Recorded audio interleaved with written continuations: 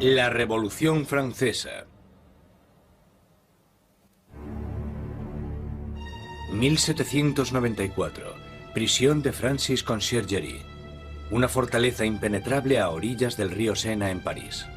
Un lugar frío, húmedo e infestado de ratas, conocido como la antecámara de la muerte. En su interior, la voz de una joven nación está a punto de ser acallada. Con el pelo rapado y el cuello desnudo, Maximilien Robespierre está preparado para la cuchilla de la guillotina, para pagar el precio del desastre que dejó a su paso. La explosión de acontecimientos que constituyeron la Revolución Francesa. La Revolución Francesa es un momento extraordinario en el que la gente empieza a creer que puede rehacer casi toda la sociedad. No solo pueden cambiar la política, las instituciones, sino que a través de la acción política pueden cambiar también la propia naturaleza humana. La Revolución Francesa realmente constituye una encrucijada para el mundo moderno, porque todo empieza a tomar una dirección diferente. Nacida en plena era de la Ilustración, la Revolución fue testigo de cómo la tierra feudal le daba la espalda a la tradición aristócrata y trazaba un nuevo camino para el futuro. Hará temblar los cimientos de Europa y su impacto afectará al mundo entero. La Revolución Francesa es el acontecimiento más importante de la historia occidental. Hay avances como la Revolución Industrial, el capitalismo, pero en lo que se refiere a acontecimientos no se me ocurre ninguno más importante. Fue la revolución que más alteró las cosas, si consideramos que se deshizo de la Iglesia Católica, de la cristiandad, de la nobleza, del rey, de todo aquello que es tan fundamental antes del nacimiento del mundo moderno. La Revolución Francesa dará de comer a los pobres. Traerá la democracia a Francia y establecerá un nuevo orden en la sociedad. Pero el progreso tendrá un precio. Fue un momento de una extraordinaria esperanza y ambición, y de repente se convirtió en la tragedia más espantosa.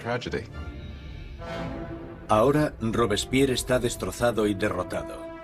Pero hace solo 2 días se alzaba como el triunfador de la revolución más grande y sangrienta de toda Europa. Era tan fiel a sus ideales que le llamaban el incorruptible. Era tan poderoso que con la más mínima palabra podía sembrar el miedo en toda la ciudad.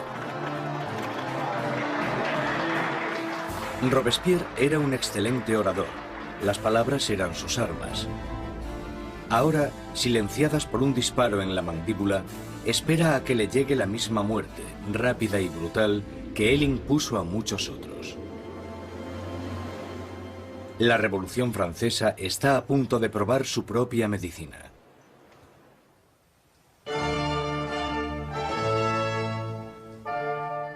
En la primavera de 1770, nadie hubiese podido prever los turbulentos acontecimientos que estaban a punto de suceder. El Palacio de Versalles se llena de distinguidos miembros de la corte real. Acabado en 1682, Versalles fue la obra maestra del rey Luis XIV. Para poner cierta distancia entre él y sus súbditos, Luis XIV se trasladó fuera de la capital de Francia, a un pequeño pueblo a 19 kilómetros al este de París, donde ordenó la construcción del palacio más grandioso de toda Europa. Durante casi 100 años ha sido la residencia de la hasta ahora inquebrantable monarquía de la nación. Y hoy es testigo de una boda muy importante. El nieto del rey Luis XIV, el príncipe Louis Capet, el siguiente en la línea sucesoria al trono, está a punto de casarse.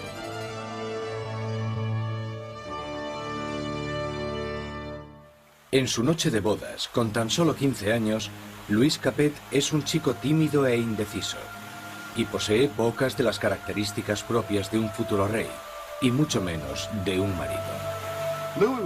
Luis era regordete, tímido, un quinceañero totalmente incompetente, con ningún tipo de distinción. La amante de Luis XVI, Madame Dubarry, le describía como un chico gordo y maleducado. Básicamente, era poca cosa. A Luis XVI le resultaba muy difícil tomar decisiones. Siempre la última persona con la que hablase podía hacerle cambiar de opinión. Estas no son las cualidades que tendría que tener un líder. El matrimonio de Luis es una unión política entre la familia real austríaca, los Habsburgos y su propia familia, los Borbones. La boda simboliza el fin de una antigua rivalidad y el principio del establecimiento de nuevos lazos regionales. La futura esposa llega a Francia, una inocente y guapa chiquilla de 14 años. María Antonieta. María Antonieta es archiduquesa de Austria. Es la hija pequeña de la emperatriz María Teresa. Llega a Francia como parte de un acuerdo matrimonial con el que se produce una alteración de las alianzas debido a que por primera vez en la historia Francia y Austria se convierten en aliados más que en enemigos. María Antonieta llega a Francia como un símbolo político. Pero como a toda adolescente, no le interesan los asuntos políticos. María Antonieta llega a Versalles siendo muy joven. No sabía mucho del país en el que estaba, no conocía sus costumbres y a la corte. Era una niña fuerte, muy vivaz, pero seguía siendo una niña. Cuando María Antonieta llega a Versalles, es solo una adolescente de 14 años, rubia con los ojos azules. Es guapa. Le gusta que la gente la considere atractiva y llega con la intención de conquistar a su marido y a su nueva familia.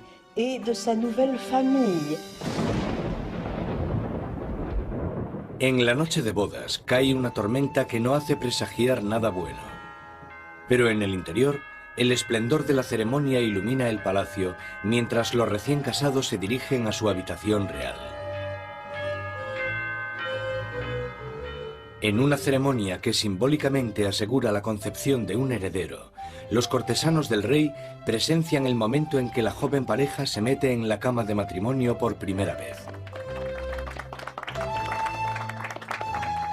La gente está encantada y se crean grandes expectativas. Pero una vez cerradas las cortinas, se ve claramente que no será tan fácil engendrar un heredero. Luis no solo no estaba interesado en gobernar, Luis tampoco lo estaba en amar. Y las primeras noches no le hizo mucho caso a su mujer, ni por extensión a su matrimonio. Pasarán años antes de que se produzca la consumación del matrimonio. La ausencia de un heredero pronto hará que surjan rumores en todo el país que continuarán persiguiendo a la pareja en los años venideros. La gran fiesta de la boda continúa durante varios días en Versalles, pero más allá de las puertas de palacio no hay casi ningún motivo de celebración. Años de mala administración por parte de la monarquía han llevado a los franceses a pasar penurias y hambre. Casi una década antes, el rey Luis XV había perdido una guerra de 7 años, luchando contra Inglaterra por América del Norte. El desafortunado conflicto casi arruina a Francia, dejándola sin dinero y sin prestigio. Las arcas del Estado estaban casi vacías. Sin embargo, su población aumentaba día tras día. Con enfermedades como la peste totalmente erradicadas, pocos morían, pero muchos pasaban hambre. En el siglo XVIII, la población de Francia aumentó de 20 a 26 millones tras haber crecido solo 1 millón en los 2 siglos anteriores. Esto causó una gran tensión generalizada y un nerviosismo en la gente. 4 años después de la boda real, el abuelo del príncipe Luis pierde su última batalla, contra la viruela. Muere Luis XV, un rey derrotado e impopular, dejando atrás a un país al borde del caos. En una espléndida ceremonia, el joven príncipe Luis hereda el trono y es coronado como Luis XVI. A pesar de la grandeza de su coronación, Luis XVI es totalmente consciente de que no está en absoluto preparado para ejercer de rey. Cuando muere el abuelo de Luis XVI y queda claro quién heredará el trono, él les dice que no sabe qué tiene que hacer, que se siente como si el mundo se le hubiese caído encima. A pesar de haber tenido una educación enfocada a su futuro reinado, no se siente preparado.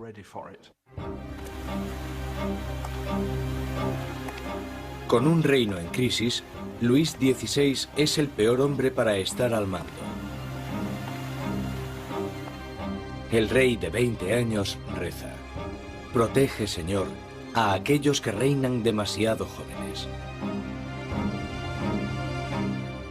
Instalados en los aposentos reales de Versalles, Luis XVI y María Antonieta empiezan su nueva vida como jóvenes monarcas. Aunque solo a 19 kilómetros en París, está surgiendo una nueva era. Una era que entra en colisión directa con la monarquía en sí. Es la peligrosa nueva era de las ideas, la era de la Ilustración.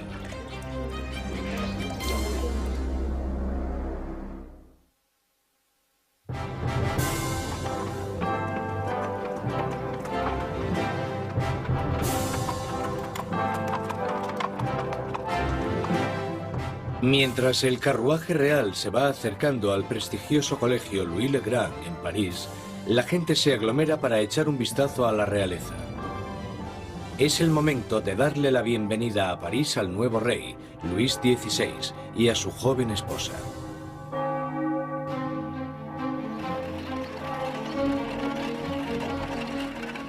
Y a la cabeza del comité de bienvenida está un prometedor estudiante de Derecho, el joven Maximilien Robespierre.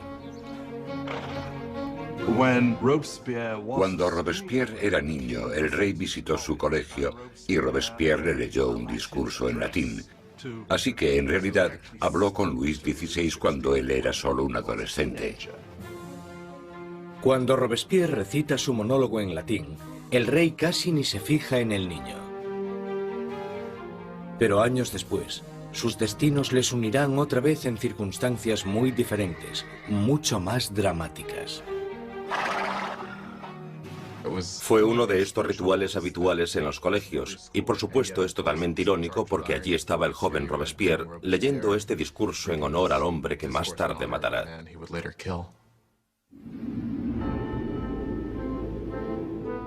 Por ahora, su acogida es cariñosa y sus halagos sinceros. La visita de los monarcas puede que ganase los corazones de la gente, pero sus mentes se están inclinando cada vez más hacia una dirección totalmente diferente. Desde la Edad Media, la sociedad europea se había dividido en tres clases distintas, establecidas en el nacimiento. Había una gran división entre la riqueza de la nobleza y el clero y la pobreza de los campesinos. Entonces, en pleno siglo XVIII, la razón y la ciencia empiezan a cuestionar esta tradición. Envuelto por una corriente de innovación y nueva literatura, París es ahora el centro filosófico del mundo. La ciudad es invadida por nuevas corrientes de conocimiento, se abren nuevas posibilidades. Es la era de la Ilustración. La Ilustración es un movimiento que lo que dice es que desconfíes de la autoridad, que desconfíes de todo lo que te hayan contado antes y que pienses por ti mismo, que lo compruebes tú mismo. En la Europa del antiguo régimen te decían lo que tenías que pensar. El clero y los gobernantes te daban la información. La idea de que una persona con algo de dinero pudiese acceder a través de la alfabetización al conocimiento humano de manera libre era revolucionaria. Surge una nueva élite por todo París. Los aristócratas se reúnen para hablar sobre los escritores de la Ilustración y la floreciente edad de la razón. Voltaire, Rousseau. Nuevas voces se alzan a favor de la libertad, del control del propio destino y, sobre todo, de la igualdad. La pasión por esta nueva literatura se desata sobre todo en las clases altas. Pero mientras las ideas de la Ilustración van adentrándose en otros estratos de la sociedad, la lucha por la igualdad empezará a amenazar el estilo de vida aristocrático. Es una amenaza porque acabarán cuestionándose por qué los aristócratas son los que tienen privilegios. Se preguntan por qué el mundo está dividido de esta manera. ¿No podemos cambiarlo para que sea un mundo mejor? ¿El progreso no es posible? Esto hará que vaya perdiendo fuerza la idea de que la monarquía, la aristocracia y la jerarquía son algo natural. Para ver aplicadas las ideas de la Ilustración, solo había que echar un vistazo al otro lado del Atlántico, donde los americanos luchaban por independizarse del antiguo enemigo de Francia, Inglaterra. El joven rey Luis quiere vengarse de las derrotas de su abuelo en la guerra y ve su oportunidad en la guerra de la independencia americana. Luis confía a la causa un total de 2.000 millones de libras, lo suficiente para alimentar y dar cobijo a 7 millones de ciudadanos franceses durante un año. La inversión marcará el inicio de un colapso económico en Francia. América lleva a Francia a la bancarrota porque para luchar en esta guerra, los franceses tienen que recaudar una enorme cantidad de dinero. Esto lleva a la monarquía francesa a endeudarse para poder luchar en la guerra de la independencia americana. Y es un elemento crucial en la situación financiera de la monarquía francesa. Mientras Luis XVI manda dinero y tropas al otro lado del Atlántico, María Antonieta se ocupa de generar sus propias deudas. La vida en Versalles es una interminable rutina de rituales arcaicos y formalismos. Hay ceremonias para cuando el rey y la reina se levantan, para cuando se visten, para cuando comen, para cuando se van a la cama. Para entretenerse en medio de la monotonía de estos rituales, María Antonieta preside extravagantes desfiles de moda. María estaba obsesionada con una moda ridícula, sobre todo con esos recogidos tipo torre de varios centímetros de altura y que llevaban horas y horas de elaboración y en los que metían todo tipo de ornamentos y frutas. A muchos les parecían una obscenidad. Acabaron representando todos los problemas de ella, de Versalles y a esa cultura.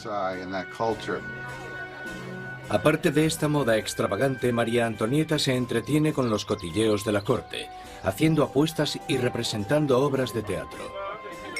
Cuando empieza a acumular deudas, le ponen el nombre de Madame Déficit. A María le ponen el nombre de Madame Déficit, ya que el país está sumido en un caos económico, y ella sigue gastando en vestidos, joyas y zapatos como si nada. Ella era la Imelda Marcos de su época. De todas las deudas que tiene la reina, la más grande es la que tiene con su país. Un heredero a la corona. En los 7 años que llevan casados, Luis XVI y María Antonieta aún no han concebido un hijo. Ella se encuentra en una situación cada vez más humillante. El trabajo de la reina es darle un heredero varón al trono francés. Y en esa época la gente la criticaba y estaba desilusionada. Decían que el rey nunca se debería haber casado con esa archiduquesa austriaca, porque ahora ni siquiera podía darle un heredero al trono. María Antonieta se encuentra en una situación desesperada. El apetito de Luis por la comida es incuestionable, pero el sexual está claro que no entra dentro del menú. María Teresa, la madre de María Antonieta, se cuestionaba: si una mujer tan guapa como mi hija no puede hacerle funcionar, ¿qué es lo que pasa? Luis XVI y su joven esposa María Antonieta no fueron capaces de concebir un hijo durante 7 años, y esto deslucirá el principio de su reinado. De sobra era conocida su afición de cerrajero. Había un montón de canciones sobre Luis el cerrajero, al que le costaba encontrar el agujero donde meter la llave. El desinterés de Luis XVI por el sexo es visto como una falta de hombría. Después de años de frustración y depresión por parte de la corte, al rey se le diagnostica una enfermedad curable llamada fimosis. Luis tenía una deformidad que hacía que la excitación sexual fuese extremadamente dolorosa, y por tanto no hubo consumación del matrimonio hasta que una operación quirúrgica lo corrigió, pero le aterraba operarse y le llevó años decidirse a hacerlo.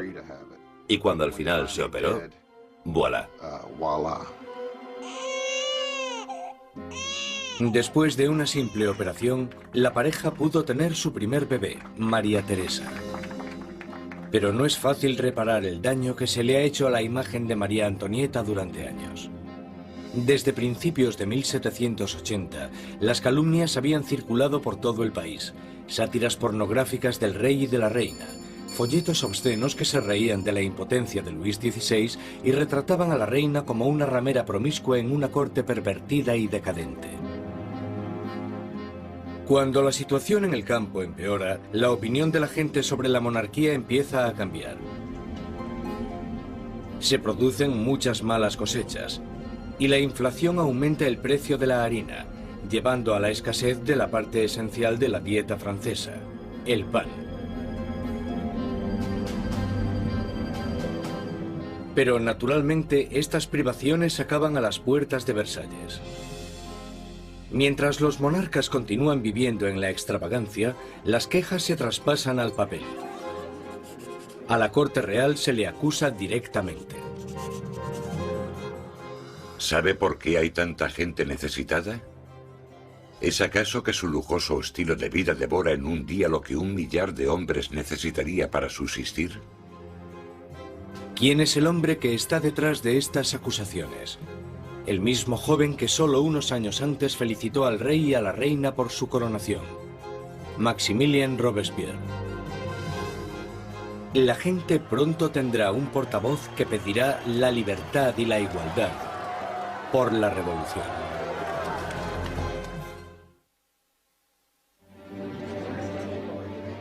A finales del 1700, Versalles es un oasis de extravagancia, rodeado de una tierra desesperada.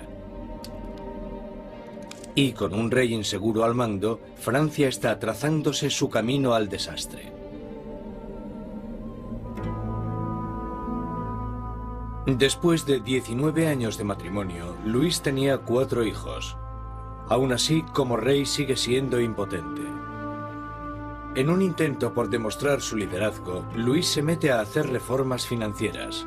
Pero su equivocada manera de manejar las finanzas carga a los pobres con muchos impuestos, mientras la nobleza no paga casi nada.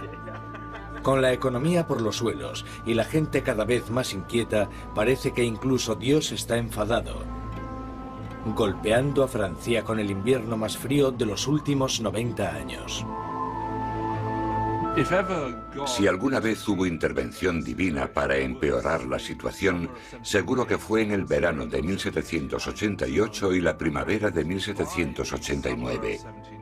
En el verano de 1788 había una creciente crisis política desarrollándose en un momento de seria escasez de comida. En 1788, para los franceses, la harina era la esencia de la vida. El pan, su medida de subsistencia. La mayoría de la gente en Francia comía casi 1 kilo de pan al día. El pan era esencial y su subida de precio la notó todo el mundo. Si el precio se doblaba, tenías problemas. Bajo la mala financiación de Luis XVI, el precio de la harina se disparó. Las escasas provisiones se estaban agotando y el precio de una rebanada de pan pronto igualó al sueldo de un mes. El hambre se convirtió en rabia. Surgen disturbios por toda Francia. Se atacan casas. Se roban panaderías. Y los panaderos, acusados de guardar pan, son linchados allí mismo.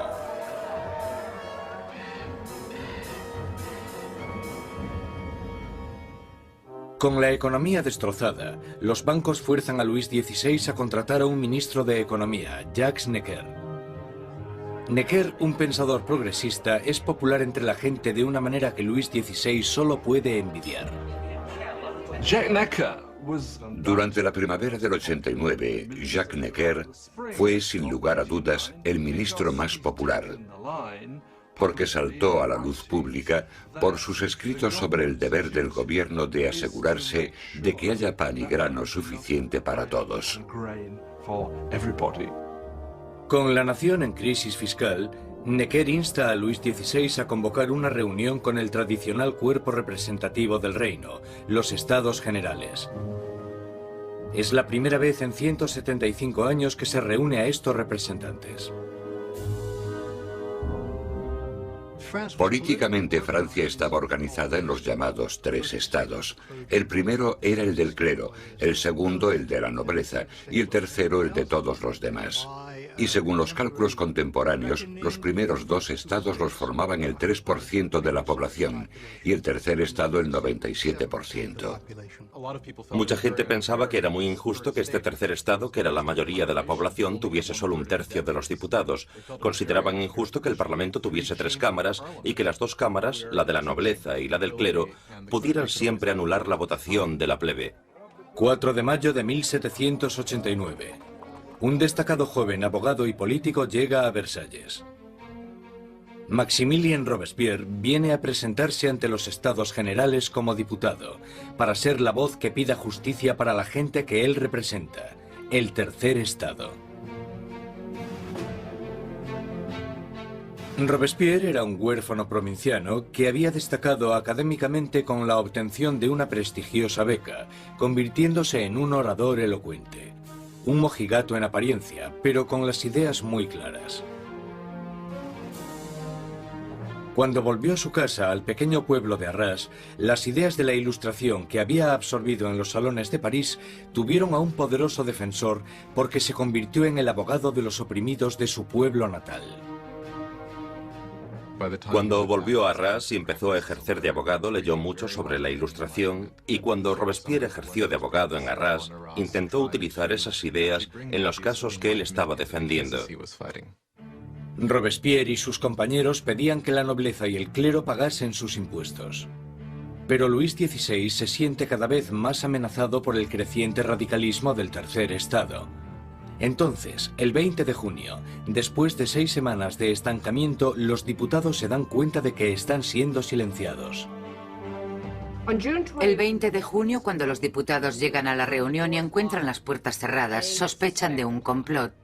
Van a la sala, que era lo que nosotros llamamos la sala de juego de pelota, pero que en realidad era un frontón, se reúnen y juran que no dejarán de reunirse hasta que tengan una nueva constitución. Los diputados deciden constituirse en una nueva Asamblea Nacional y ser los verdaderos representantes del pueblo de Francia.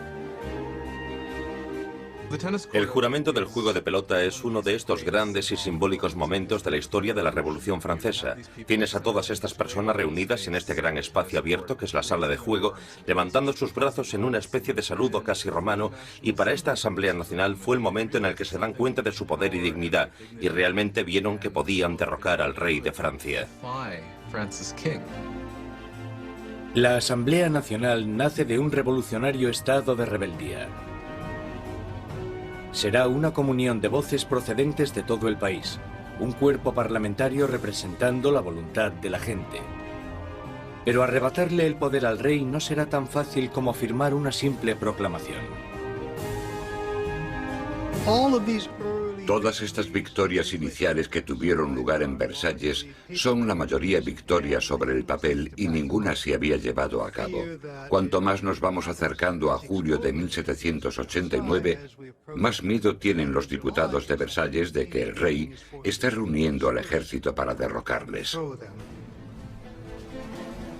A principios de julio, 30.000 soldados toman posiciones en los alrededores de París.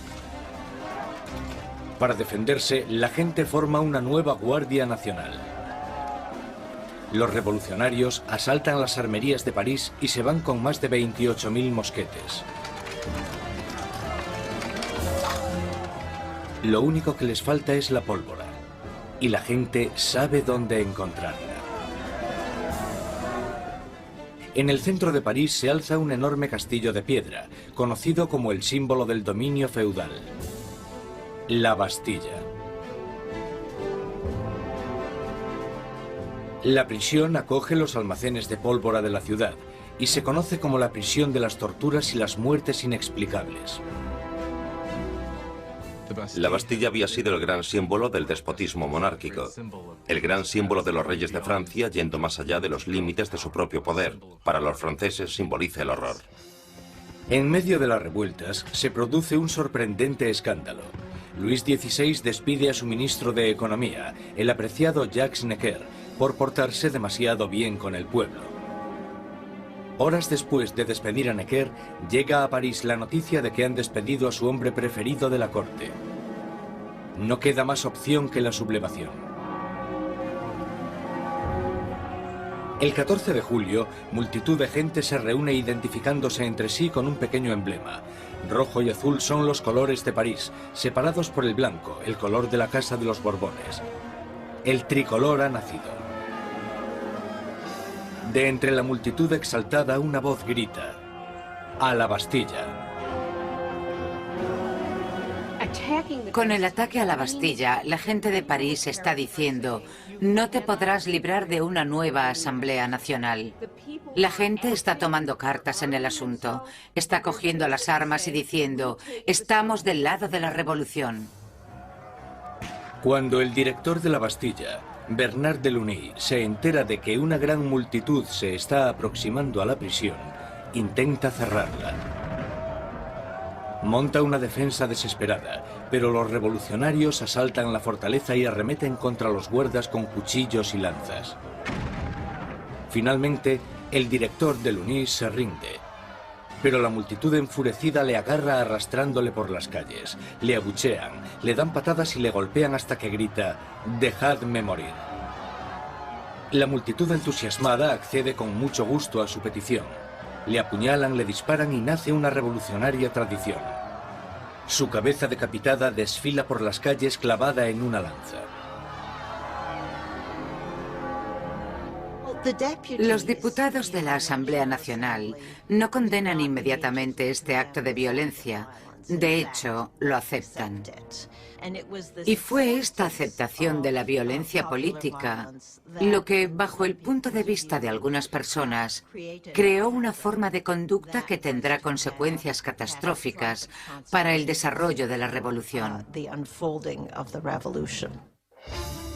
Con el humo aún levantándose de la Bastilla, Luis XVI vuelve de su viaje de caza. Debajo de la fecha del 14 de julio de 1879 escribe: «Nada», refiriéndose a su desafortunada caza. Un asesor le interrumpe con las noticias de los disturbios y la caída de la Bastilla. Luis XVI le pregunta: ¿es una revuelta? «No, señor», responde. «Es una revolución».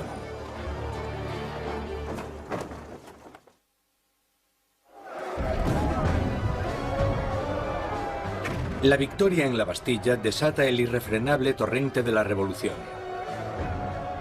La gente ha desafiado a su rey y ha ganado.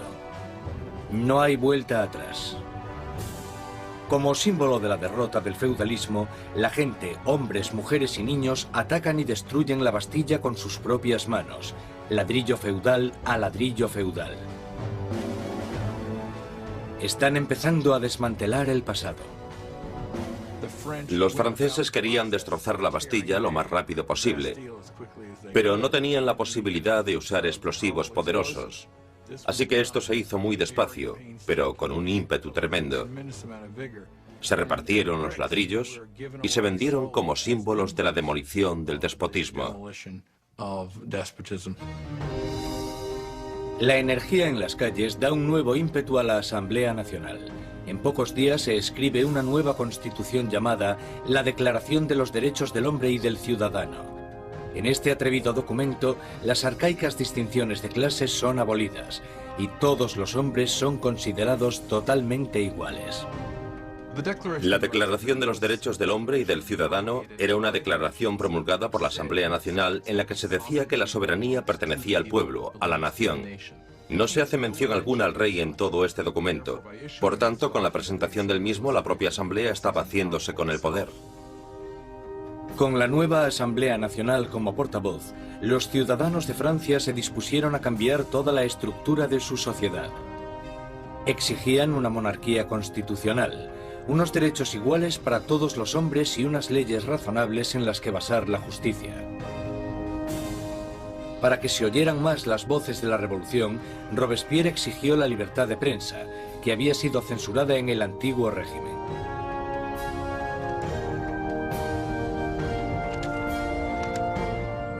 Como resultado, la prensa libre la encabeza l'ami du peuple, el amigo de la gente. Un periódico radical lleno de sermones sarcásticos y provocadores. Es la creación de un exmédico, Jean-Paul Marat. Después de un periodo de fracasos profesionales, Marat acabó viviendo en la pobreza y durante un tiempo encontró refugio en las alcantarillas de París. Allí fue donde contrajo una dolorosa enfermedad de la piel que le obliga a pasar largo tiempo dándose baños medicinales. Un Marat amargado y fracasado encuentra en la revolución la válvula de escape perfecta para su desgracia. Jean-Paul Marat era simplemente uno de esos profesionales insatisfechos y desgraciadamente la revolución da una oportunidad a los profesionales insatisfechos. Marat canalizó toda su rabia, todo su resentimiento a través de un periódico que tuvo un éxito increíble, l'ami du peuple. Marat era un hombre con una rabia fuera de lo normal. Solo hay que leer las páginas de su periódico l'ami du peuple para darse cuenta. En cada publicación se puede ver la paranoia que tiene. Ve conspiraciones en todas partes contra la revolución y para él la respuesta es muy simple. La sangre, las cabezas. Marat aborrece la extravagancia de la monarquía en medio de la pobreza que domina Francia. Y solo necesita el rumor más insignificante para arremeter contra el rey y la reina en su periódico. El 2 de octubre de 1789 explota de rabia.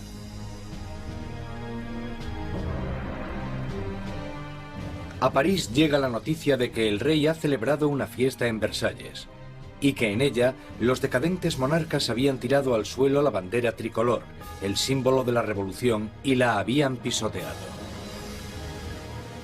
Marat está furioso. Escribe sobre esta difamación en su periódico, justo cuando surge una nueva amenaza. El rey ha ordenado otra vez a las tropas que tomen sus posiciones en los alrededores de París. Con el golpe maestro de la Bastilla aún reciente en las mentes de las personas, Marat insta desesperadamente a entrar en acción. Gente de París, es el momento de que abráis los ojos. Salid de vuestro letargo, despertad. Una vez más, despertad. 5 de octubre. París se despierta con un ensordecedor ruido de campanas. Las mujeres se reúnen cerca del ayuntamiento para protestar por la escasez de pan. Y, según la gente se va enterando de la ofensiva fiesta del rey, el miedo al acercamiento de las tropas reales se mezcla con la rabia. Pronto, miles de mujeres se dirigirán a Versalles, con lanzas y pistolas en sus manos. Las mujeres van a exponer sus quejas al rey. El núcleo de esta multitud estaba compuesto por las famosas poissardes, las temidas pescaderas de los mercados centrales, famosas por su complexión fuerte y su valentía. Iban equipadas con cuchillos enormes de escamar pescado y estaban muy fuertes para transportar cajas. Yo no me atrevería a meterme con ellas. Son mujeres de los barrios pobres que se ven afectadas por el aumento del precio del pan y la escasez de productos. De repente se dan cuenta de que tienen que hacer algo. Es bastante increíble que estas mujeres de a pie, que seguramente la mayoría no supieran ni escribir su nombre, de repente se convirtiesen en las protagonistas de un proceso histórico. En Palacio, la noticia de que había un grupo de mujeres acercándose llegó a oídos de la reina. Cuenta la leyenda que fue en este momento cuando María Antonieta dijo la famosa frase que en realidad nunca dijo. María Antonieta no dijo, dejadles comer tarta. Eso es un mito. Desgraciadamente a María Antonieta probablemente ni siquiera le importaron los pobres de su país el tiempo suficiente como para decir eso. Mientras las mujeres se reúnen fuera de las puertas, Luis XVI se da cuenta de que la revolución ya no puede ser ignorada. La tiene en la puerta de su casa. Acepta firmar la Declaración de los Derechos del Hombre y del Ciudadano, pero la multitud continúa aumentando durante la noche. Cuando llega la mañana, hay 20.000 personas acampadas fuera de Palacio Real. Para acabar con los signos de distancia entre el rey y sus súbditos, la multitud enfurecida pide que el rey y la reina se trasladen a París. Más indeciso que nunca, Luis XVI es demasiado débil para responder. Su indecisión desatará la furia entre la multitud y pondrá las vidas de la familia real en grave peligro. Al no conseguir conformidad inmediata con lo que ellas quieren, realmente parece que van a matar a la reina.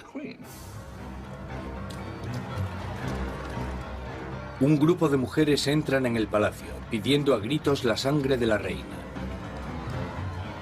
Matan a los guardas, los decapitan y clavan sus cabezas en lanzas. Estaban como locas gritando por todo el palacio. Dadme sus entrañas, dadme su cabeza, yo quiero una pierna, yo quiero un brazo. Creo que estaban tan frenéticas que si la hubiesen encontrado probablemente la habrían descuartizado.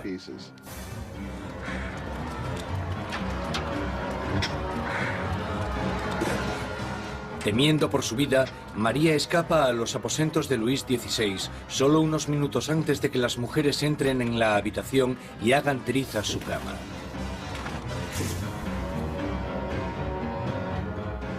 El rey y la reina están ahora a la merced de la multitud.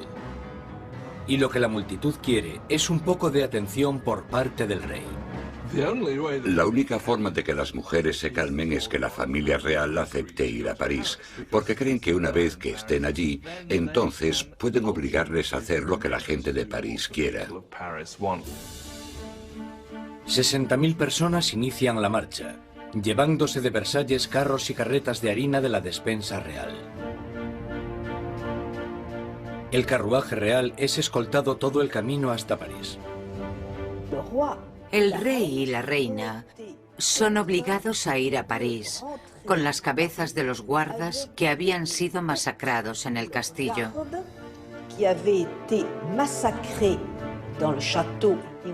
Les habían cortado las cabezas. Es realmente un acto de violencia extrema. Las cabezas se reconstruyen con maquillaje y desfilan delante del carruaje del rey y la reina. El rey y la reina hacen del Palacio de las Tullerías su nuevo hogar. Nunca volverán a ver Versalles. Una vez que la familia real se traslada a París, se convierten en prisioneros de París. Ellos lo saben y todos lo saben. Tienen grandes limitaciones de lo que pueden hacer. Son los prisioneros de la capital, de eso no hay duda. Abandonan Versalles y la asamblea se traslada a París. El poder está ahora en manos de la gente. Francia tendrá una nueva democracia, unas nuevas leyes, y una nueva e inolvidable forma de justicia hará su debut en el Estado revolucionario. La guillotina.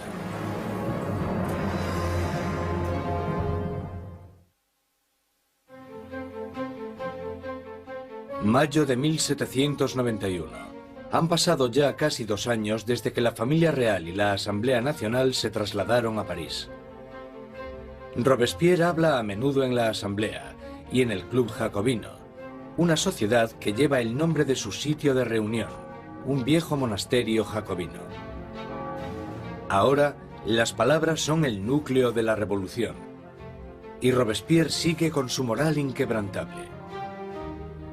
Su verdadero norte es siempre la gente.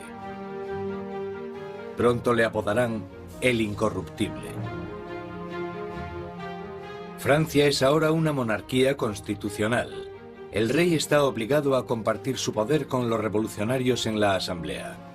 Pero parece que su ración de poder se va haciendo cada vez más pequeña, y es obligado a firmar ley tras ley, disminuyendo su propio poder y el del otro régimen feudal, la Iglesia Católica. Luis decide que ha llegado el momento de escaparse de los confines de la nueva república y montar una campaña para reclamar su reinado. En 1791, Luis XVI decide que necesita volver a obtener el control de su país. Y sabe que solo puede hacer eso con la ayuda de un ejército extranjero. Así que su idea es dejar el Palacio de las Tullerías y avanzar hacia la frontera más cercana. 21 de junio de 1791.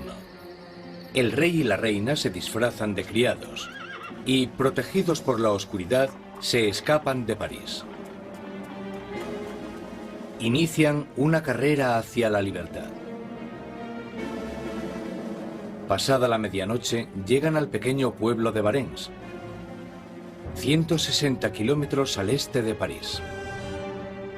Están cerca de la frontera con Austria, la salvación solo a unos pocos kilómetros de distancia, pero su intento de fuga no irá más allá.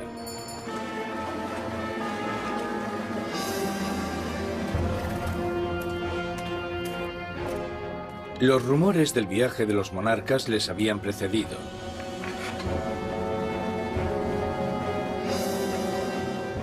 Un oficial del pueblo para el carruaje y les pide los pasaportes.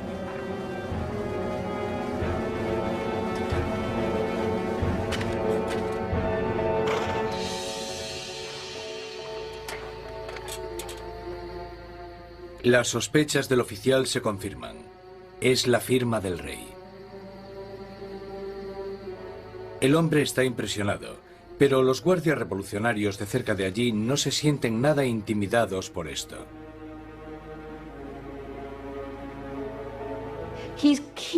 Él espera todo el tiempo que la gente le reconozca y que se produzca una rebelión a su favor, y para su horror y sorpresa, no se alegran de verle. Ven que está intentando escapar y lo que pasa es que le arrestan y se lo llevan de vuelta.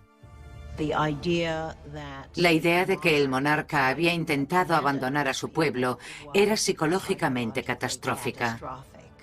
El acontecimiento realmente rompió el lazo que unía a Luis XVI con sus súbditos.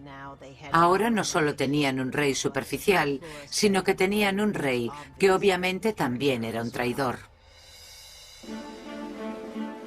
Con los enemigos oficiales de la familia real en el poder, este pasa de Luis XVI, ahora un rey prisionero, a los revolucionarios de la Asamblea. Al mando del gobierno revolucionario está Robespierre. Él brilla en lo alto del podio, dictando órdenes de todo tipo. Exige el sufragio universal y el fin de la esclavitud en las Antillas francesas. Pide incluso con más pasión la erradicación de la pena de muerte. En la nueva era de la Ilustración, Robespierre quiere deshacerse de todos los restos del pasado medieval. Europa ha heredado un macabro repertorio de métodos de ejecución de la Alta Edad Media. Muertes crueles y tortuosas, a base de arrastrar, descuartizar, colgar, ahorcar y quemar en la hoguera. Bajo el antiguo régimen había toda una colección de truculentos castigos. La decapitación estaba reservada para la nobleza, y algo que la revolución quería desde el principio era que todo el mundo tuviese una muerte igual. Querían simbólicamente que todos pudiesen tener el mismo castigo. A pesar de la oposición de Robespierre, una nueva máquina de matar toma protagonismo en París. El inventor y físico Joseph Ignace Guillotin diseña una nueva máquina de decapitación, convirtiendo la antigua decapitación en una experiencia humanitaria.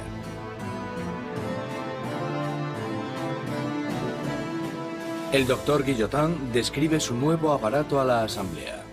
El mecanismo cae como un rayo. La cabeza sale volando. La sangre se desparrama. El hombre está muerto. El mayor defensor del derramamiento de sangre, el periodista Marat, publica un artículo entusiasta en su periódico anunciando el nuevo nombre del aparato: guillotina. Pronto se conocerá con otro nombre: la Cuchilla Nacional. Los revolucionarios franceses creían en los valores humanos. Creían que no se debía causar un sufrimiento innecesario. Y lo que les gusta de la guillotina es que es rápida y eficiente. Y parece ser que, a pesar de que nadie haya regresado para contarlo, es indolora. La guillotina silenciará a los enemigos internos de la revolución, a cualquiera que sea sospechoso de planear el regreso del rey al trono. Pero son los enemigos de alrededor de Francia los que más preocupan a la Asamblea. Hay un miedo creciente de que los miembros de la familia real que huyeron a Austria inicien una contrarrevolución armada. La Asamblea exige un ataque preventivo, una declaración de guerra a Austria. Robespierre está en contra. Robespierre es una de las pocas personas que se opone a la guerra, porque piensa que los enemigos ganarán. Robespierre teme que el país no esté preparado porque no tiene un ejército capaz de derrotar al enemigo, y por tanto el enemigo llegará y destruirá la revolución. Robespierre no consigue convencerlos. En abril de 1792, la Asamblea declara la guerra a Austria, el país gobernado por la propia familia de María Antonieta. Surge un sentimiento nacionalista. Si Austria derrota al ejército revolucionario, Luis XVI sin duda reclamará su trono. Y se sospecha que María Antonieta está ayudando al enemigo mediante el envío de cartas a sus familiares en Austria, en las que se les pasa los movimientos de las tropas francesas para que obtengan ventaja. Todo esto mientras el rey y la reina simulan su apoyo a la revolución. Luis XVI y María Antonieta están jugando a dos bandos. Muchas veces simulan estar a favor de la revolución, pero a la vez conspiran contra ella. Están intentando sobrevivir. Se podría entender como que son supervivientes, pero bajo el punto de vista revolucionario, son unos mentirosos.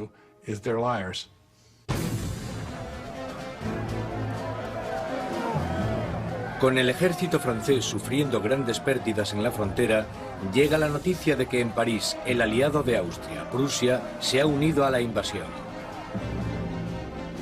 Las tropas están bajo el mando del duque de Brunswick, un general prusiano. La tensión invade las calles de París.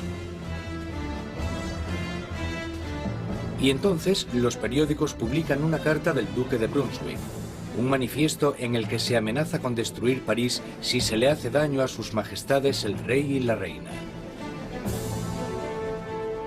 Una amenaza equivocada que fracasa totalmente. 10 de agosto de 1792. 27.000 ciudadanos armados, empujados por la rabia y la indignación, se dirigen al Palacio de las Tullerías e inician un ataque salvaje contra los guardias reales. Al final mueren más de 800 hombres de ambos bandos. El rey huye y busca protección en la Asamblea, pero ya no existe la monarquía. A Luis le han quitado oficialmente su título. Ha nacido la República Francesa. La cuchilla de la guillotina es bautizada con la sangre de los restantes guardias de Luis XVI.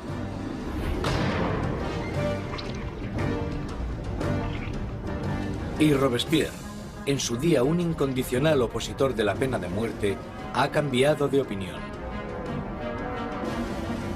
El nacimiento de una nueva república solo puede iniciarse con la muerte de un rey. El nuevo y espeluznante aparato del doctor Guillotin se cierne sobre París como una advertencia. El castigo por desobedecer la ley y el orden.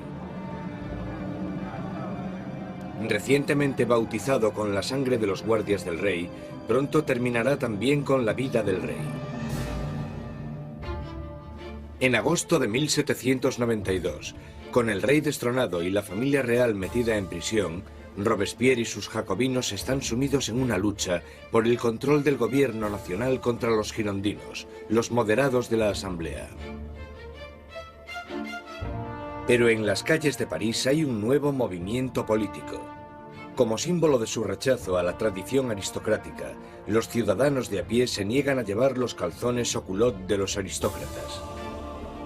Se hacen llamar los sans-culottes, los sin calzones. Los sans-culottes se consideran los verdaderos representantes del pueblo francés, no eran de los más pobres.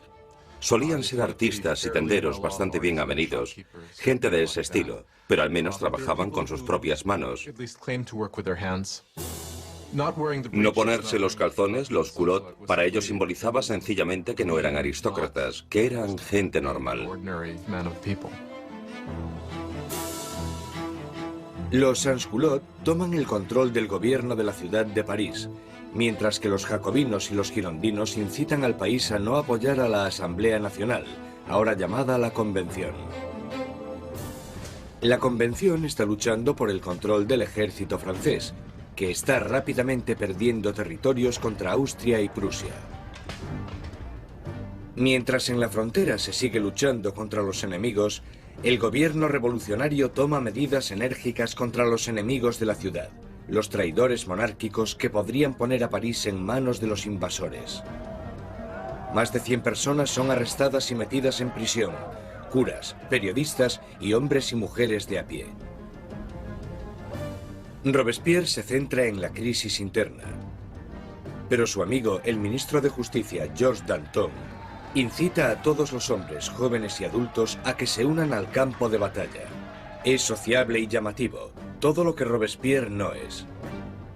Pronto, el nombre de Danton se empieza a oír por todo París.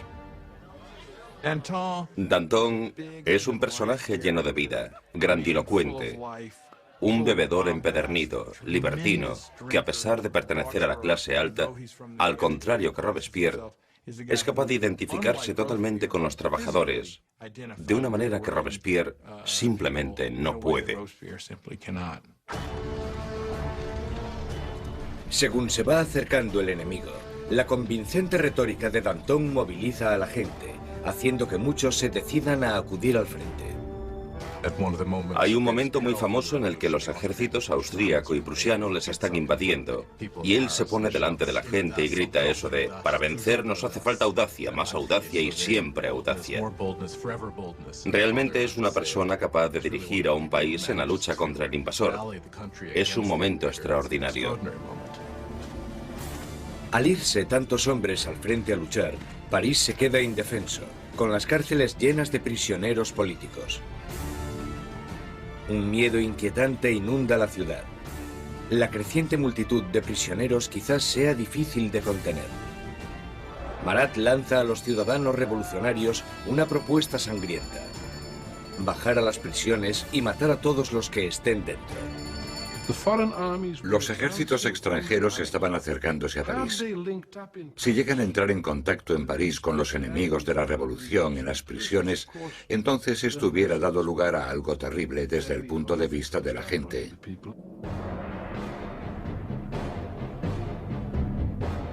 En la primera semana de septiembre llegan malas noticias del frente.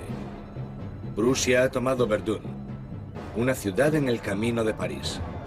Ahora el enemigo está solo a unos kilómetros de distancia. El miedo que asolaba París explota. Los sans-culottes entran en las prisiones e inician un violento ataque contra los presos de la ciudad. No dejarán vivo a ningún traidor. Los sans-culottes entraron en las prisiones, sobre todo aquellas donde estaban encerrados los curas refractarios, donde estaban los nobles y donde estaban los presos políticos, y empezaron a llevar a cabo sus propios juicios improvisados, que eran muy cortos, y la mayoría de las veces acababan en muerte.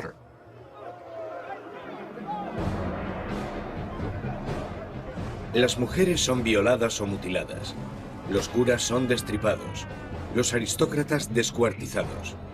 En la primera masacre, más de 1.600 personas son asesinadas en solo unos días. Cuando la noticia de las masacres de septiembre se extiende por Europa, los enemigos de la revolución sienten repulsión.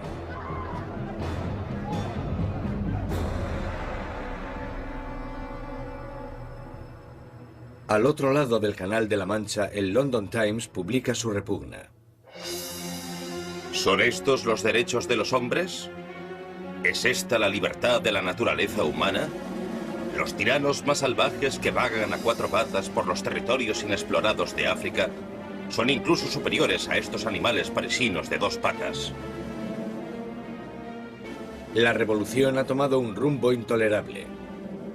Incluso Robespierre se da cuenta de que las cosas han ido demasiado lejos, que la gente no puede dirigir sola la revolución. Necesitan a alguien que les guíe. Una mano de hierro. Gracias al poder de sus palabras, el incorruptible salta a la palestra como el hombre que puede guiar a la revolución. Robespierre, que anteriormente había apoyado la monarquía constitucional, ahora cree que ya no hay sitio para un rey. Se toma una decisión trascendental. Francia llevará a juicio a su propio monarca.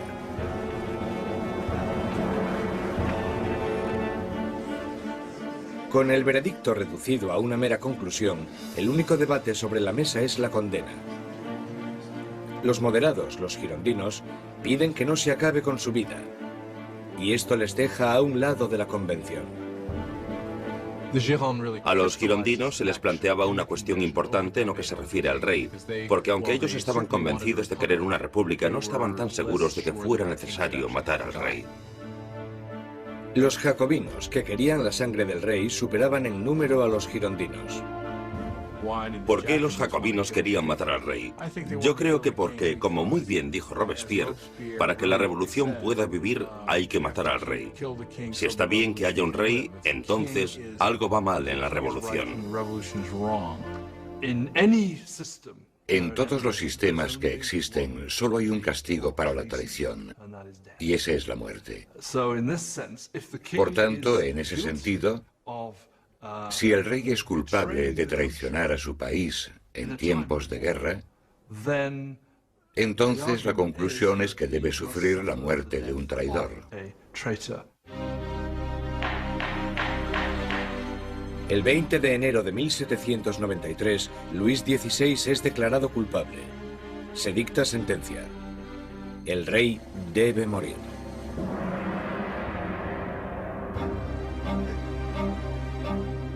Esa noche se reúne durante un rato con su familia. Él está calmado y entre los llantos de sus familiares les promete que volverá a la mañana siguiente para despedirse definitivamente. Pero no lo hace. No puede soportar la angustia de su familia y debe guardar fuerzas para afrontar la guillotina.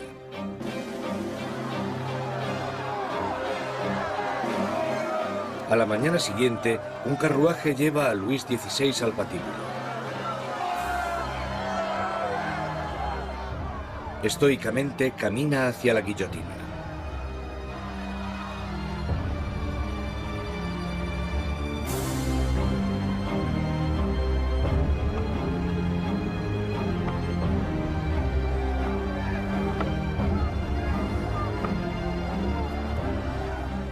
Intenta dar un discurso. Confío en que mi muerte sirva para hacer feliz a mi pueblo. Pero siento pena por Francia y temo que pueda sufrir la ira del Señor. Pero los guardias silencian sus palabras con el ruido de los tambores.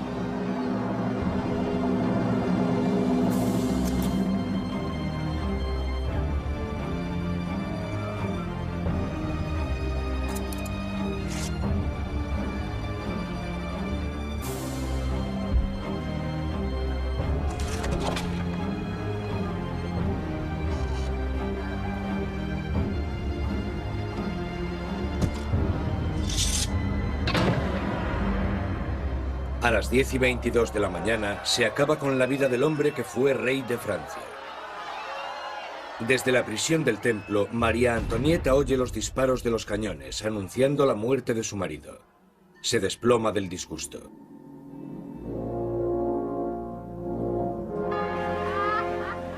La sangre del rey es derramada. la revolución victoriosa. Pero los enemigos de la revolución pronto reclamarán su propia victoria. Su objetivo, el hombre que está pidiendo que rueden tantas cabezas. Jean-Paul Marat.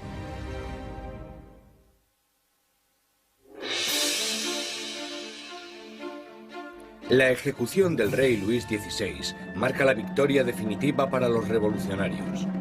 Un momento cumbre en el que la joven nación, la República Francesa, nace literalmente de la sangre. A finales de 1792, los radicales jacobinos, por miedo a que la nueva revolución corra peligro de ser saboteada por los traidores, deciden utilizar medios cada vez más violentos.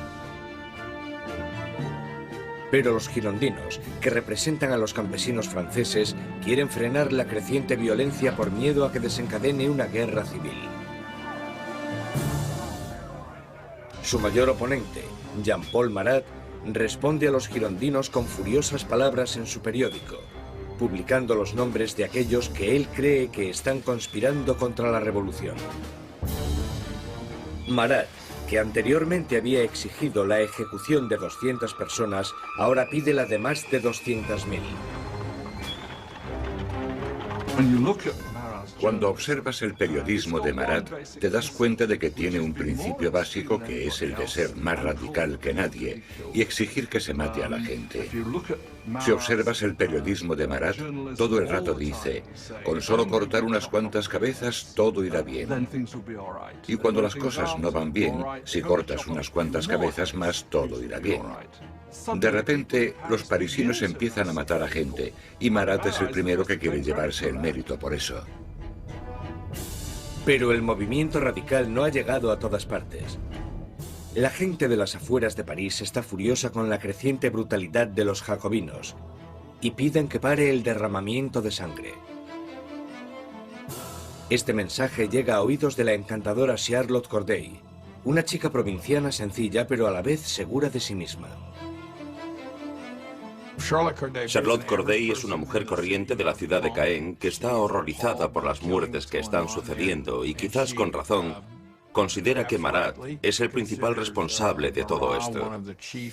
Él ha jugado un papel decisivo en el radicalismo de la revolución. La gente seguía pidiendo que rodasen cabezas. 13 de julio de 1793. Charlotte Corday llega a París. Sabe que el amigo del pueblo tiene una política de puertas abiertas y que a Marat se le puede encontrar en su casa a cualquier hora, dándose baños medicinales. Corday le visita con la excusa de que tiene una lista de traidores, de aquellos que están colaborando con los enemigos extranjeros para acabar con la revolución. Marat le pide la lista, prometiendo a Corday que los traidores serán guillotinados al día siguiente. Y cuando se la da, coge una daga, un pequeño puñal, y se lo clava en el pecho.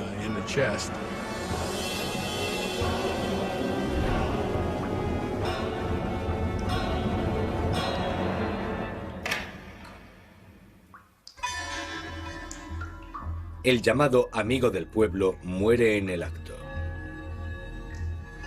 La furiosa voz de su periódico es silenciada.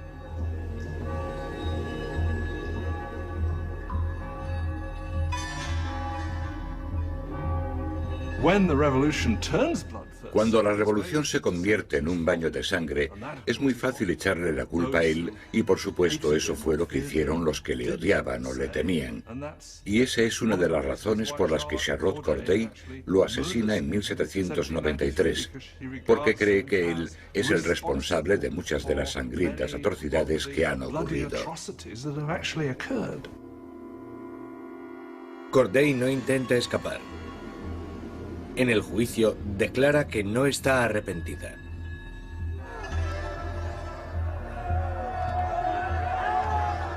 ¿Qué esperaba conseguir asesinando a Marat?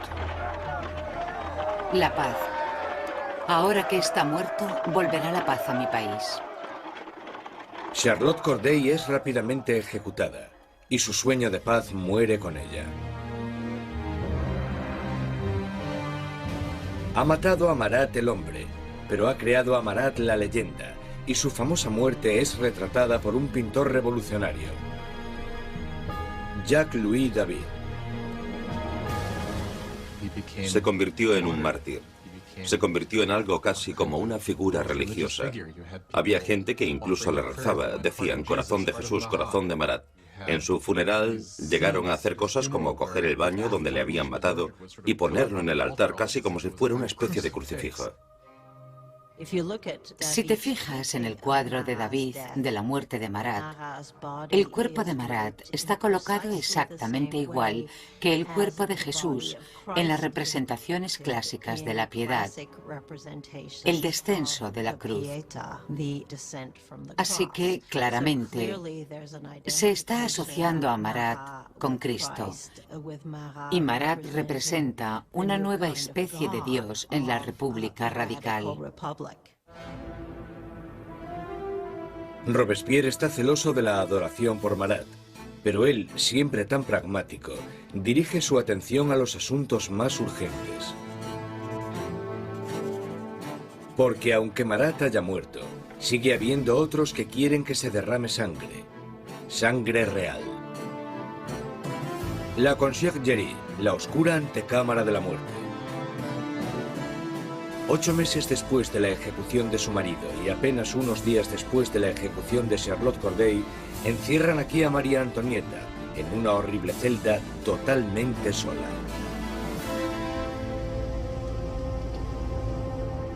Una de las cosas más terribles que le suceden a María Antonieta es que después de la ejecución de Luis XVI, le quitan a sus hijos. Sus hijos eran lo más importante para ella y sabía que los revolucionarios someterían a su hijo a terribles torturas para que se olvidase de sus orígenes reales. Y parece que ella estaba en lo cierto.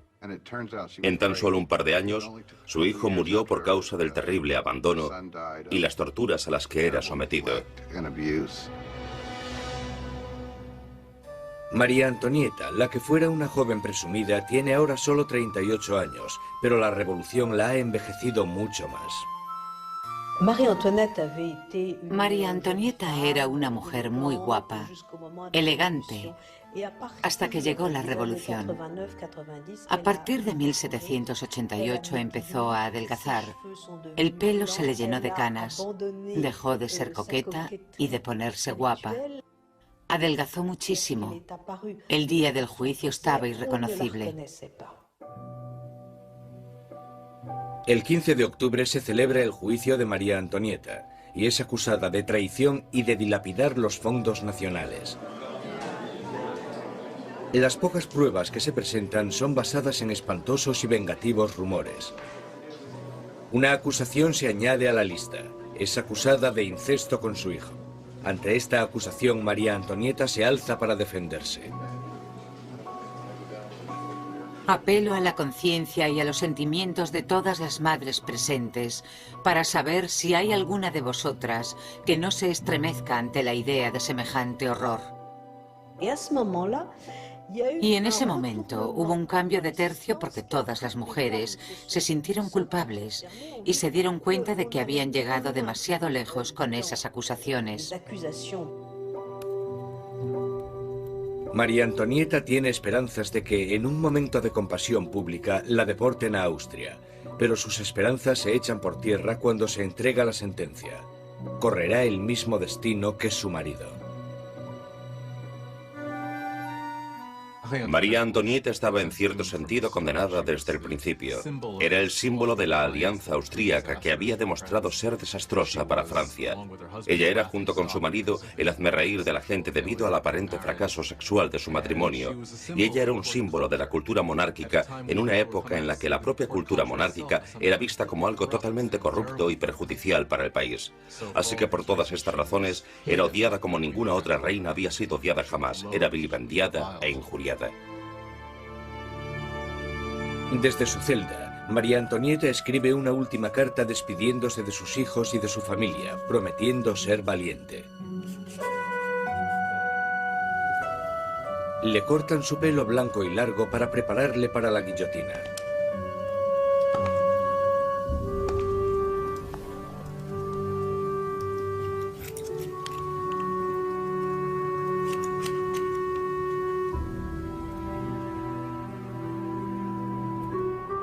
Le atan las manos con firmeza. Mientras es escoltada para salir de la prisión, tiene la esperanza de que llegue un carruaje. En vez de eso, es una carreta, la carreta donde van los criminales comunes. Ella esperaba que cuando la llevasen al patíbulo recibiría el mismo tratamiento que recibió el rey, lo que suponía subir en un carruaje cerrado para que la multitud no pudiese llegar hasta ella. Pero la pusieron en una carreta abierta y la gente le gritaba todo tipo de cosas, cosas horribles, terribles amenazas. Apenas la sombra de la soberana que fue, María Antonieta mantiene su dignidad de reina mientras desfila por las calles de París.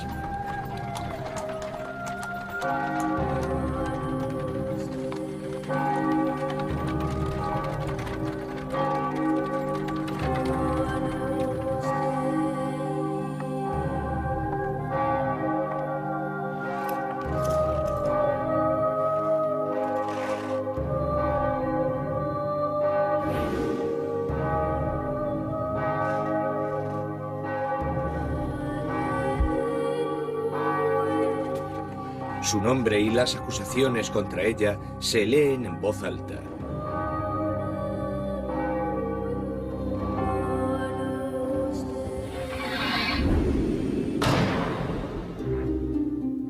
La última reina de Francia ha muerto.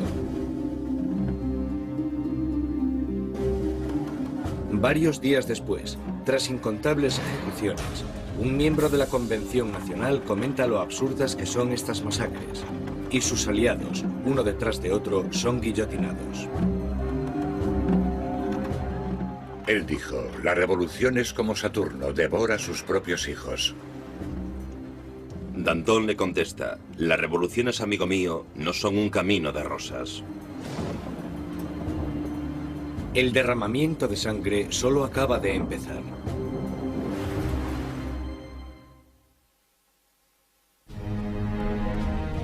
Septiembre de 1793. 4 años de revolución y Francia está siendo totalmente destrozada. En las provincias se producen violentas insurrecciones. Y en la guerra contra Europa están perdiendo a muchos hombres. Tras sufrir una terrible derrota, los británicos toman la ciudad costera de Toulon. Europa está minando cada vez más las fronteras francesas. Francia es el país más grande y más poblado de Europa Occidental y tiene un gran poder militar. Y claro, cuando empezó la revolución, un montón de sus tradicionales enemigos y también un montón de sus tradicionales aliados pensaron, sí, esta es nuestra oportunidad, no para hacerse con algún territorio de Francia, sino para enriquecerse a su costa y debilitarla, para siempre. Francia está aislada de toda Europa. Gran Bretaña la está bloqueando y Austria y Prusia están atacándola e invadiéndola. La gente de París tiene miedo de que la victoria de la contrarrevolución dé lugar a un baño de sangre. Danton y Robespierre, los mejores oradores de la Convención, se dan cuenta de que para poder salvar la revolución tienen que atacar. Convencen a sus compañeros para establecer una nueva y amenazadora ley marcial. Es hora de que todos los franceses disfruten de una igualdad sagrada. Es el momento de imponer esta igualdad mediante leyes que hagan justicia contra los traidores y conspiradores. Haced que el terror esté a la orden del día. Esto inicia un nuevo capítulo en la revolución. Un periodo de represión violenta llamado el terror. En un increíble cambio de tercio, los revolucionarios suspenden la nueva constitución y todos los derechos que garantizaban. Se colocan policías de paisano por todo el país. Cualquier persona sospechosa de realizar actividades contrarrevolucionarias es perseguida, sometida a un juicio rápido y mandada a la guillotina. El reino del terror fue concebido como un gobierno de emergencia. Lo que ellos entendían como terror se basaba en sembrar el terror en los corazones de los enemigos de la República. Por lo tanto, digamos que o estaban muertos de miedo o eran arrestados y liquidados.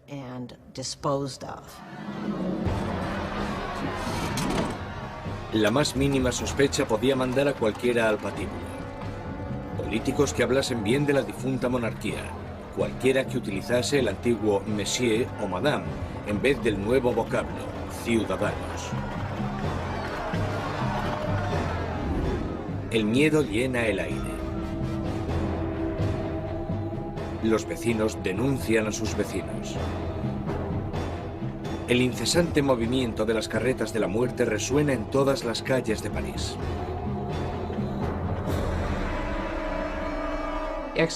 La gente está totalmente pendiente de las ejecuciones. Saben que en París hay policías de paisano, bastantes policías de paisano por todas partes, de pie en la cola del pan, escuchando lo que las mujeres dicen y arrestándolas si no les gusta lo que oyen. Podían arrestarte por quejarte por lo caro que estaba el pan.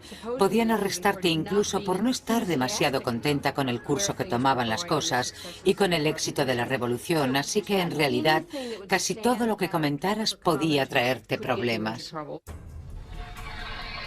La Asamblea constituye un tribunal revolucionario, acelerando los juicios y las ejecuciones con una eficacia implacable. Para consolidar el poder, forman un consejo de 12 hombres y lo denominan el Comité de Seguridad Pública.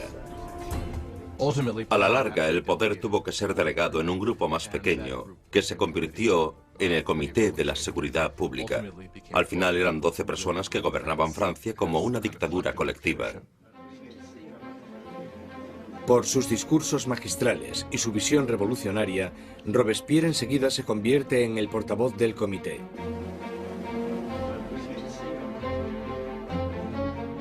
Y su voz está pidiendo que se derrame más sangre.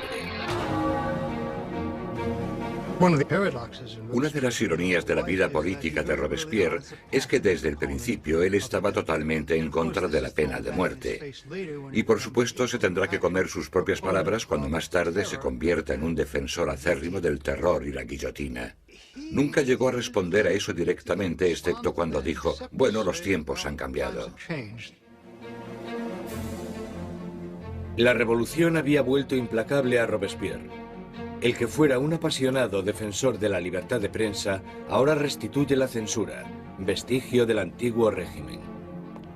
La Iglesia ya está siendo atacada y él se queda de brazos cruzados mientras uno de los revolucionarios más radicales, Jacques-René Hebert, hace una nueva propuesta: la descristianización. En plena crisis de la guerra y en plena rebelión interna, la gente empieza a decir que la culpa de todo la tienen los curas, la religión. Y que lo que tenemos que hacer, si queremos salvarnos de los enemigos de la revolución, es destrozar el poder de la Iglesia Católica.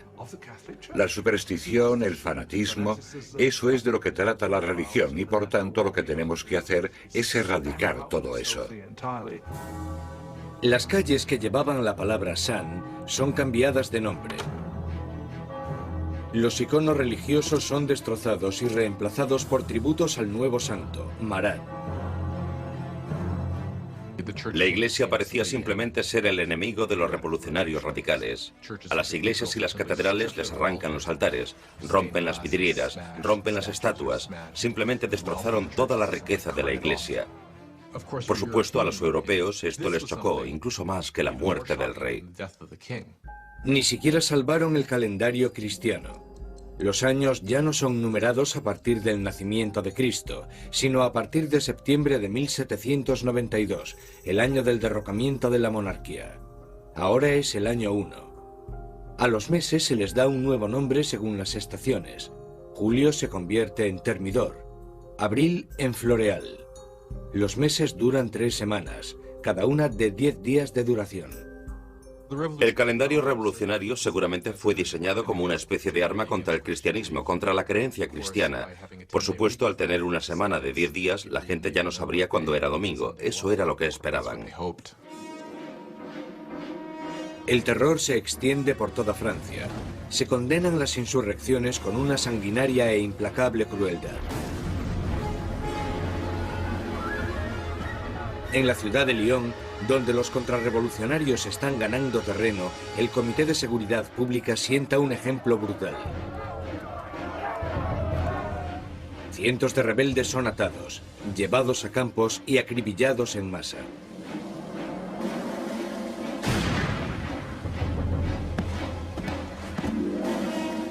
Una región llamada la Vendée, al oeste de Francia, también se ha convertido en bastión de la contrarrevolución.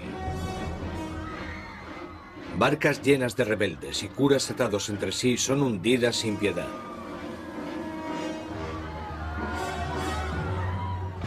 Más de 100.000 personas son asesinadas solo en la zona de la Vendée.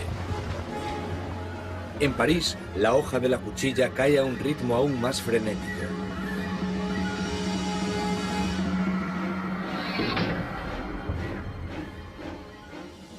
Pero los ejércitos franceses están finalmente obteniendo victorias en la frontera. Bajo el mando de un magnífico joven comandante llamado Napoleón Bonaparte, el ejército francés obliga a la Marina británica a realizar una humillante retirada en Toulon. La revolución está en su punto álgido. Robespierre está en su momento de más poder. Ha acabado con los enemigos de la revolución y ha asegurado su éxito sembrando el terror.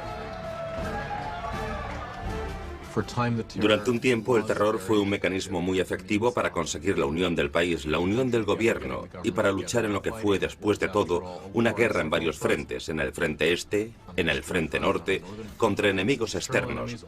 Una guerra civil en la zona de la Vendée, que fue la más sangrienta de todas, y también una guerra civil contra los girondinos y otros revolucionarios en contra del gobierno. El terror había alcanzado sus objetivos. Pero no se para ahí, y no parará, hasta que destruya al hombre que lo sembró. Maximilien Robespierre.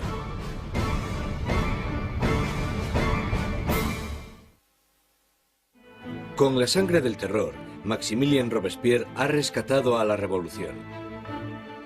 Un enérgico ejército está defendiéndose contra los ataques en la frontera, pero las dificultades internas aún no se han sofocado.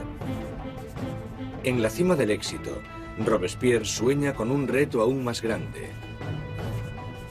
Sembrar más terror para crear un nuevo tipo de sociedad. La República de la Virtud. Con virtud se refiere a la virtud cívica. Es un principio fundamental para Robespierre. Por ejemplo, no puedes ser un ciudadano virtuoso con simplemente obedecer la ley. Debes de estar activamente involucrado en el trabajo del Estado, y eso incluye acabar con los enemigos del Estado. El 5 de febrero de 1794, Robespierre da un discurso destacando su filosofía. El terror sin la virtud es desastroso, pero la virtud sin el terror no vale para nada. Asocia la virtud con el terror. El terror en ese momento se convierte, a su manera de ver, en un instrumento con el que crear virtud. Pero otros no están de acuerdo. Para Danton, la revolución está yendo por el camino equivocado. Él y sus seguidores, los dantonistas, creen que es el momento de acabar con el terror, porque este ya ha hecho su función. En la primavera de 1794 las cosas empiezan a mejorar. Ya no hay tantos problemas con la comida, la campaña de guerra está yendo mejor y Danton está diciendo básicamente que necesitan establecer una nueva base de gobierno, moverse hacia la normalización. Robespierre piensa que es demasiado pronto. Danton empieza organizando un grupo para debatir cómo acabar con el terror.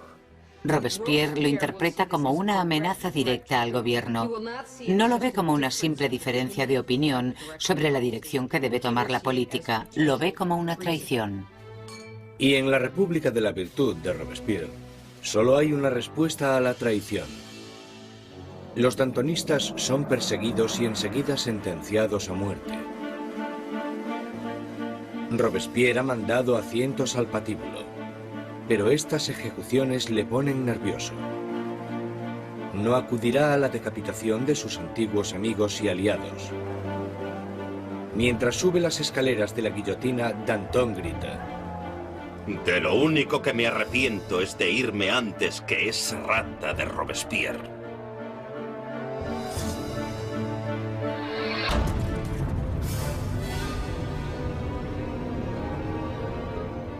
Con los dantonistas fuera de su camino, Robespierre inicia en Francia un período aún más sangriento y terrorífico.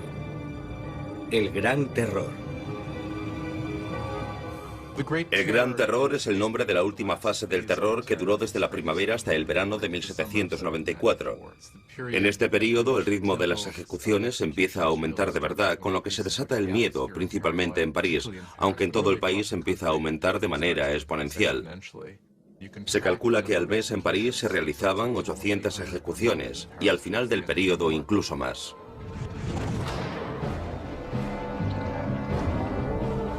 El verdugo de París está más ocupado que nunca. Pero el 6 de junio de 1794, las carretas de la muerte dejan de sonar. La guillotina permanece silenciosa. Robespierre ha declarado un nuevo día de fiesta religiosa, el Festival del Ser Supremo. Quiere reemplazar al viejo dios católico por uno nuevo, la diosa de la razón.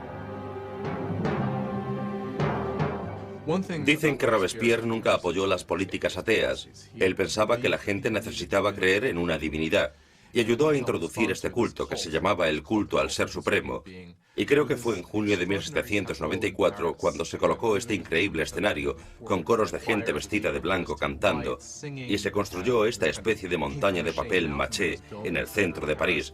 Y en el momento más importante de la ceremonia, el propio Robespierre salió de la cima de esta montaña vestido con una toga y caminando montaña abajo. Y creo que en ese momento un montón de gente pensó, vale, ¿quién se cree que es? ¿Acaso se cree que es Dios? ¿Acaso se cree que es el rey? Mientras el Gran Terror se descontrola, los aliados de Robespierre se dan cuenta de que ha perdido totalmente el contacto con la realidad. Hay algunos que piensan que Robespierre realmente había llegado a un punto tan extremo e irracional que ya no había vuelta atrás. Unos creen que su fanatismo le ha superado y otros que simplemente se ha vuelto loco. Una vez más, Robespierre centra sus sospechas en aquellos que están cerca de él. El 27 de junio, ahora el 9 de Thermidor, aparece en la convención y da un discurso lleno de amenazas. Será el último discurso que dará. Robespierre comete un error. Anuncia que tiene una nueva lista de enemigos de la República, pero no quiere darla. Todo el mundo teme estar en ella. Y cuando al día siguiente decide hacerla pública, le arrestan antes de hablar. Un improvisado coro de voces grita a Robespierre. Él les mira en silencio. Los diputados le acusan de rebeldía e inmediatamente le retiran de la convención. Robespierre y varios de sus aliados son llevados al ayuntamiento, donde permanecen vigilados durante la noche. Por la mañana temprano se oyen disparos y los guardias corren al segundo piso. Abren las puertas y se encuentran con una escena espeluznante. Uno de los aliados de Robespierre se ha tirado por una ventana. Otro se ha pegado un tiro en la cabeza. Y a Robespierre lo encuentran semi-inconsciente, con una herida de bala en la cara y la mandíbula destrozada por un supuesto intento de suicidio.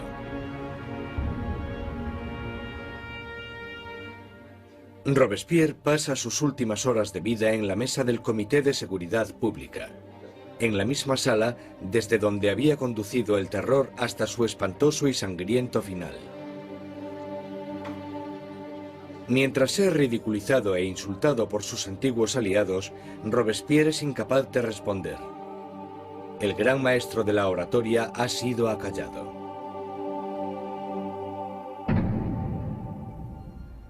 En la Conciergerie, donde la última reina de Francia le había precedido, Robespierre se prepara para la hoja de la cuchilla nacional. Su compañero de celda, el revolucionario Saint-Just, le señala un dibujo de los derechos de los hombres y el ciudadano, y declara, por lo menos hicimos eso. Robespierre encabezó la revolución y cambió la estructura de Francia. Estableció un nuevo orden de sociedad e instauró un sistema sangriento y tiránico para asegurarse el éxito. Pero estaba destinado a ser una de las últimas víctimas de este sistema. Resulta que la gente quiere realmente acabar con el terror, pero nadie sabe cómo hacerlo. Lo único que puede acabar con el terror, y parece que en eso todos están de acuerdo, es la caída de Robespierre.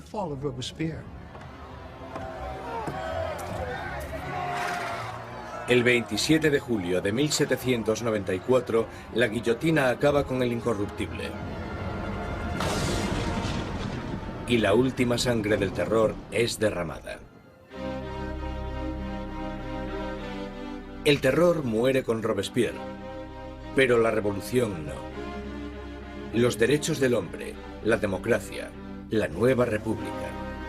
Los logros de la revolución sobrevivirán más que cualquiera de los propios revolucionarios. Francia entrará en un periodo de incertidumbre, paralizada por el miedo a otro terror, o incluso algo peor: la vuelta a la pasada monarquía opresiva. Pasarán 5 años de estancamiento, hasta que, una vez más, el poder se consolide en manos de un único hombre, Napoleón Bonaparte. Los historiadores no se ponen de acuerdo sobre cuándo terminó la revolución.